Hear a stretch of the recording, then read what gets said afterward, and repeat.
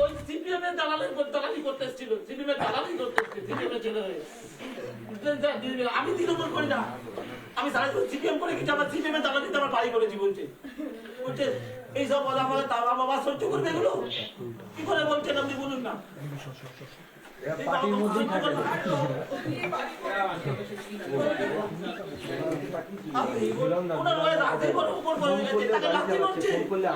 আমাকে দেখতে হচ্ছে এত বড় কবজার হয়ে গেছে, খুব বড় কাউন্সিলার আমাদের পাড়ার, বিরাট বড় কাউন্সিলার।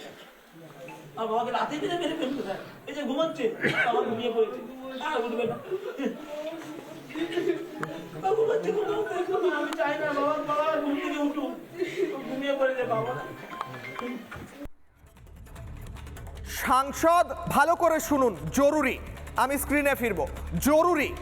সাংসদ পার্থ ভৌমিককে মৃতের ছেলে স্পষ্ট ভাষায়, বাংলা ভাষায় বলছেন, বাবাকে লাথি মেরেছে, আমি চোখের সামনে দেখেছি।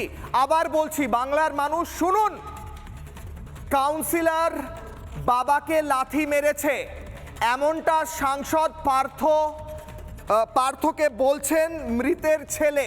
কি বলছেন? বাবাকে লাথি মেরেছে, আমি চোখের সামনে দেখেছি।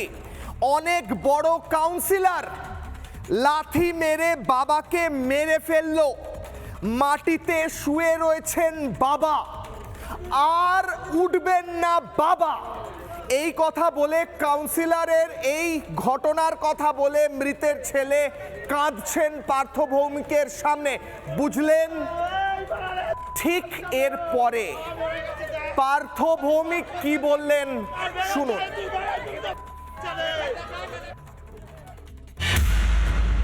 যিনি স্থানীয় কাউন্সিলর আমাদের এখানকার, আমাদের দলের রবীন ভট্টাচার্য, তার সাথে এই পরিবারের প্রথমে ছেলে, পরবর্তীকালে তুলসীবাবুর সাথে তর্ক বিতর্ক এবং এসব হয়। এবং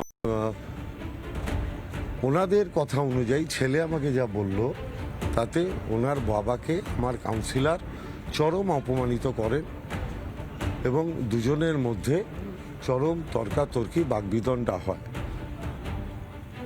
পরবর্তীকালে সেই বাগবিতণ্ডাকে কেন্দ্র করেই ভদ্রলোক, আমি যতদূর শুনেছি, হার্টফেল করে মারা যান।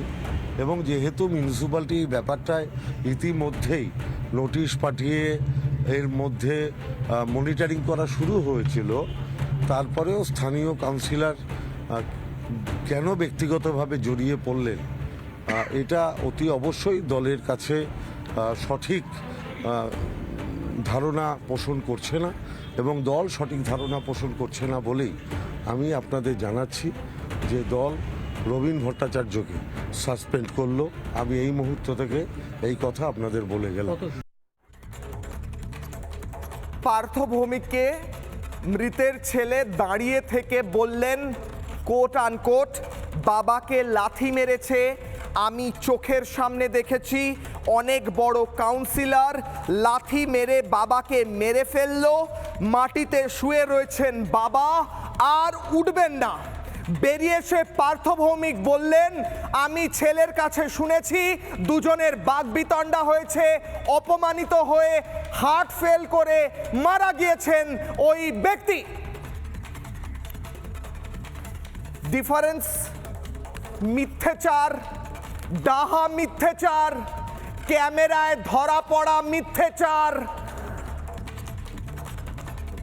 বাংলার মানুষকে মিথ্যাচার, গুন্ডামি, খুন আর রক্তের রাজনীতিতে ডুবিয়ে আর কতদিন রাখবে তৃণমূল?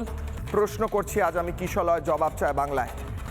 নানা ধরনের কন্টেন্ট দেখার জন্য লাইক করুন, শেয়ার করুন আমাদের ফেসবুক পেজ, সাবস্ক্রাইব করুন আমাদের ইউটিউব চ্যানেল। পাশাপাশি অন্যান্য ব্রেকিং নিউজের জন্য অবশ্যই চোখ রাখুন রিপাবলিক বাংলায়।